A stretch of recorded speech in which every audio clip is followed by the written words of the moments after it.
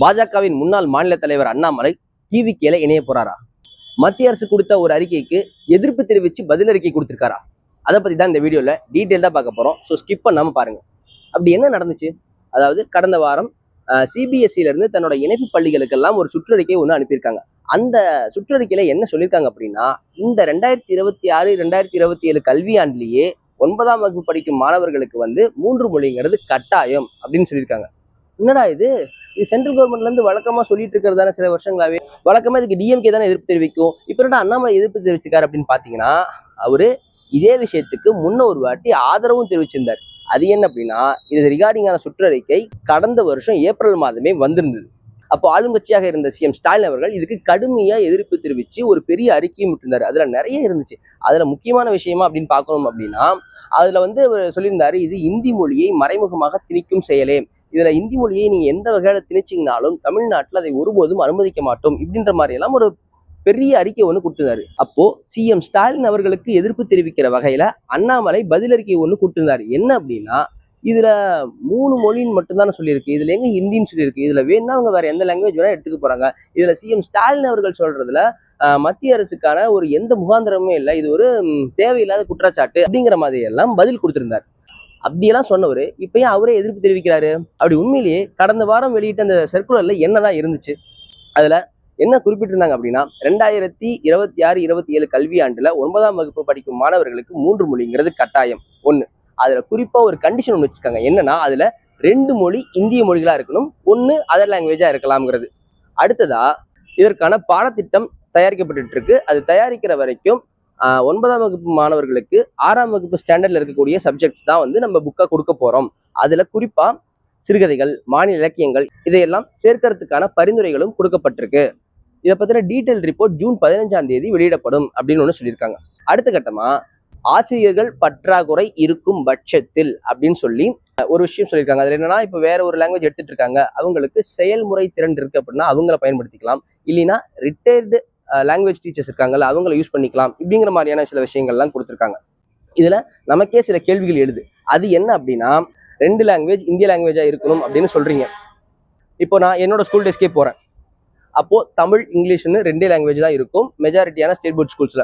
ஒரு சில பிரைவேட் ஸ்கூல்ஸ்ல வேணா ஹிந்திங்கிறது ஒரு 3rd லாங்குவேஜா இருந்துட்டு தான் இருக்கு. பட் மெஜாரிட்டியா படிக்கக்கூடிய கவர்மெண்ட் ஸ்கூல்லையோ இல்ல கவர்மெண்ட் எய்டட் ஸ்கூல்ஸ்லயோ இந்த 2 லாங்குவேஜ் தான் இருக்கும். அந்த 2 லாங்குவேஜே படிக்க முடியாம சில பேர்லாம் எனக்கு இங்கிலீஷே வராதுங்க அப்படின்னு சொல்லி இங்கிலீஷ்ல ஃபெயில் ஆகிற கேட்டகரி இருக்கு. சில பேர் இங்கிலீஷ்ல பாஸ் ஆகிறாங்க, எனக்கு தமிழே வரமாட்டேங்குதுங்க அப்படின்ற கேட்டகரியும் இருக்கும். அதையெல்லாம் தாண்டி இன்னும் சில பிரைவேட் ஸ்கூல்ஸ் எல்லாம் என்ன பண்ணுவாங்க அப்படின்னா, தமிழுக்கு ஆப்ஷனா வேற லாங்குவேஜஸ் அவங்களுக்கு எடுத்துக்கலாம். அந்த அடிப்படையில் எனக்கு தெரிஞ்சு பிரெஞ்சு லாங்குவேஜும் இங்கிலீஷ் லாங்குவேஜும் மட்டும் படித்த ஸ்டூடெண்ட்ஸ் எல்லாம் நான் பார்த்துருக்கேன். பட் கவர்மெண்ட் ஸ்கூல்ஸ்க்கோ இல்லை கவர்மெண்ட் எய்டட் ஸ்கூல்ஸ்க்கோ வேற ஆப்ஷன்ஸே கிடையாது. கட்டாயமா அவங்க தமிழ் அண்ட் இங்கிலீஷ் படிச்சுதான் ஆகணும். அப்படி 2 மொழிகளுக்கே தகுதித்துவம் போட்டுக்கிட்டு இருக்கிறவங்க கிட்ட போய் நான் 3ஆவதா ஒரு லாங்குவேஜை கொண்டு வர போறேன் அப்படின்னு நீங்க சொல்றீங்க. அது கவர்மெண்ட் ஸ்கூலுக்கு இல்லப்பா, நாங்க சிபிஎஸ்சிக்கு தானே சொல்றோம் அப்படின்னா, அவங்களும் குழந்தைகள் தானே, அவங்களுக்கும் இதே மாதிரியான மனப்பான்மை தானே இருக்கும். ஸோ சில்ட்ரன் சைக்காலஜிங்கிறது மேஜரா ஒன்னா தான் இருக்கும். 2 லாங்குவேஜ்ங்கிறதே உங்களுக்கு கஷ்டமா இருக்க சூழல்ல 3ஆவது லாங்குவேஜ் அது சடனா நீங்க திணிக்கிறதுங்கிறது ஏற்றுக்கவே முடியாது. ஒண்ணு. அடுத்தபட்சமா இதுக்கு புக்ஸ் ரெடி பண்ற வரைக்கும் 6ஆவது புக்ஸ் அப்படிங்கிற மாதிரி சொல்றீங்க. ஸோ அப்போ சிலபஸ் இன்னும் ரெடி ஆகிட்டு இருக்கு. ஒண்ணு. இன்னொன்னு, டீச்சர்ஸ் பற்றாக்குறை இருக்கும் பட்சத்தில் அப்படின்னாலே தெரிஞ்சு போச்சு, டீச்சர்ஸ் பற்றாக்குறை இருக்கு. இதையெல்லாம் சரி பண்ணிட்டு இதை கொண்டு வரலாமே அப்படின்னு சில பேர் சொல்லலாம்.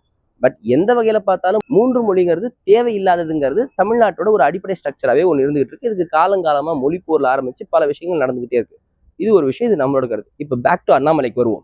அண்ணாமலை அவர்கள் இப்போ இதுக்கு ஏன் எதிர்ப்பு தெரிவிச்சிருக்காரு, அப்ப ஏன் ஆதரவு தெரிவிச்சார் அப்படின்னா, அப்போ கடந்த வருஷம் ஏப்ரல் மாதம் அந்த அறிக்கையில என்ன சொல்லியிருந்தாங்கன்னா, 2029-30 கல்வியாண்டுல இருந்து தான் இந்த 9ஆம் வகுப்பு மாணவர்களுக்கு 3 மொழி கட்டாயம் அப்படிங்கறது சொல்லியிருந்தாங்க. அப்போ இன்னிலிருந்து ஒரு 3 வருஷம் கழிச்சு. அதனால அவர் அதுக்கு பெருசா அப்போஸ் பண்ணல. இப்போ சடனா இந்த கல்வியாண்டுல இருந்தே அப்படின்னு சொன்னா மாணவர்களுக்கும் பெற்றோருக்கும் இது ரொம்ப அதிர்ச்சி அளிக்கும். அந்த அதிர்ச்சினாலேயே கல்விகள் தடைப்படும். அதனால இதை திரும்ப ஆஸ் பர் த பிளான் படி 2029-30 கல்வியாண்டுக்கே போஸ்ட்போன் பண்ணுங்கன்னு தான் சொல்லியிருக்காரே தவிர பர்மனண்டா அவர் எதிர்க்கல. ஸோ அவர் டிவிகேல இணைய போறாரா அப்படிங்கிறதுக்கெல்லாம் பதில் இல்லை. பட் இன்னொரு பாசிபிலிட்டிஸ் ஒன்று சொல்லிக்கிட்டு இருக்காங்க. அதாவது அண்ணாமலை தனி கட்சி ஆரம்பிக்க போகிறார் அப்படின்னு. அதுக்கெல்லாம் பாசிபிலிட்டிஸ் இருக்கா இல்லையாங்கிறத வெயிட் பண்ணி பார்க்கலாம். பட் அல்டிமேட்லி என்னோட பாயிண்ட் ஆஃப் வியூவா நான் இன்னும் என்ன சொல்ல விரும்புறேன் அப்படின்னா, இன்னொரு லாங்குவேஜை திணிக்கிறதுக்கு பதிலாக இன்னைக்கு ட்ரெண்ட்ல ஏஐ போய்கிட்டு இருக்கு. அதை சார்ந்து ஏதாவது சில சிலபஸை வந்து இந்த ஸ்டாண்டர்டுக்கு இந்த சிலபஸ் வைக்கலாம், இந்த ஸ்டாண்டர்டுக்கு இந்த சிலபஸ் வைக்கலாம். ஸோ இந்த ஸ்டாண்டர்ட்ல இந்த ஏஐலாம் அவங்க கத்துக்கிட்டு வந்தா இதை முடிச்சு வெளியே வரும்போதோ இல்லை காலேஜுக்கு போகும்போதோ வந்து இவங்க ஏஐல ரொம்ப ஸ்பெஷலைஸ்டா இருப்பாங்க. ஸோ இவங்களுக்கு வேலை வாய்ப்புக்கு உத்தரவாதம் இருக்கும். அப்படி யோசிச்சு ஏதாவது ஒரு சப்ஜெக்டை சேர்த்தீங்கன்னா நல்லது. இப்போ ஒரு எக்ஸாம்பிளுக்கு ஏன் இதை சொல்றேன் அப்படின்னா, இன்னொரு லாங்குவேஜ் வேணும்னா அவன் தனியாக கத்துக்க போறான். நிறைய மெத்தட்ல கத்துக்கிறாங்க. ஒன்று எக்ஸ்ட்ரா தனியாக கிளாஸ் போறான். அப்போ நீங்க கேட்கலாம், காசு இருக்கவங்க கிளாஸ் போவான், ஏழை மாணவர்கள்லாம் என்ன பண்ணுவாங்க அப்படின்னு சில பேர்லாம் கேட்பீங்க. அதெல்லாம் வேணும்னு நினைக்கிறவன் எப்படினாலும் கத்துக்குவான். பட் அதை திணிச்சு அவனுக்கு ஒரு ப்ரெஷர் போட வேணாம் அப்படிங்கிறது தான் பெரும்பான்மையான கருத்தா இருக்கு. அதையே தான் நானும் முன்மொழிகிறேன். ஏன்னா இப்போ எக்ஸாம்பிளுக்கு இப்போ எனக்கு ஒரு லாங்குவேஜ் வேணும், எனக்கு ஸ்கூல் டேஸ்ல எனக்கு எக்ஸ்ட்ரா கற்றுக்கணும்னு ஆசை வந்துச்சு. அதை நான் முடிச்சுனா இல்லையாங்கிறது செகண்டரி. பட் ஆசை வந்தப்போ நான் தனியாக போய் கற்றுக்கிட்டேன். பட் அது மாதிரி இன்னொரு ஃபார்மேட்லாம் கூட கற்றுக்குறாங்க சில பேர்லாம். இன்னைக்கெல்லாம் நிறைய படங்கள் பார்த்து கற்றுக்குறாங்க, சில பேர் பேசி பேசி கற்றுக்குறாங்க. ஸோ எக்ஸ்ட்ரா ஒரு லாங்குவேஜுங்கிறது கற்றுக்கிறதுக்கு நிறைய வாய்ப்புகள் இருக்குது. இன்னொன்று முக்கியமான விஷயம் சொல்ல மறந்துட்டேன். இந்த சுற்றறிக்கையிலேயே இன்னொன்று என்ன மென்ஷன் பண்ணியிருந்தாங்க அப்படின்னா, இந்த 3வது லாங்குவேஜுங்கிறது வந்து போர்டு எக்ஸாமில் வராதான், இன்டர்னல் மார்க்ஸை தான் போடுவாங்களாம். ஆனால் சர்டிஃபிகேட்டில் மட்டும் இந்த மார்க் வருமாமா. நம்ம பேரண்ட்ஸ் மென்டாலிட்டியெல்லாம் 500க்கு ஏன் 420, 80 மார்க் எங்கே போச்சு இப்படின்னு கேட்கக்கூடிய பேரண்ட்ஸ். இதை நீங்கள் வந்து போர்டு எக்ஸாமில் எழுதாமல் இன்டர்னல் மார்க் போட்டிங்கனாலும் டோட்டலில் தான் இன்க்ளூட் ஆக போகுது. அப்போ அதுவும் அந்த குழந்தைகளுக்கு ஒரு ப்ரெஷர் தானே. 2 லாங்குவேஜே தொடரட்டும். ஏன்னா அது நம்ம தமிழ்நாட்டில் தமிழ் படிக்க போகிறாங்க, அந்தந்த மாநிலங்களில் அந்தந்த லோக்கல் லாங்குவேஜ் படிச்சுக்க போகிறாங்க. ஒன்று. இன்னொன்று, வேர்ல்டு கம்யூனிகேஷனுக்கு இங்கிலீஷ் இருக்குது. ஸோ இந்த 2 லாங்குவேஜ் படிக்கட்டும். எக்ஸ்ட்ரா லாங்குவேஜ் தேவைன்றவங்க அவங்க படிக்கட்டும். எக்ஸ்ட்ரா ஒரு லாங்குவேஜை போட்டு திணிக்க வேணாங்கிறது நம்மளோட கருத்து. இதுக்கு அடுத்தபடியாக டிவிக்கு அமைச்சர்ஸ்லாம் நிறைய சுவாரஸ்யமான சில அதிரடி சம்பவங்கள்லாம் பண்ணியிருக்காங்க. அதெல்லாம் என்ன அப்படிங்கிறத அடுத்த வீடியோவில் பார்ப்போம். Stay tune. Tamilselvan, Tamil views.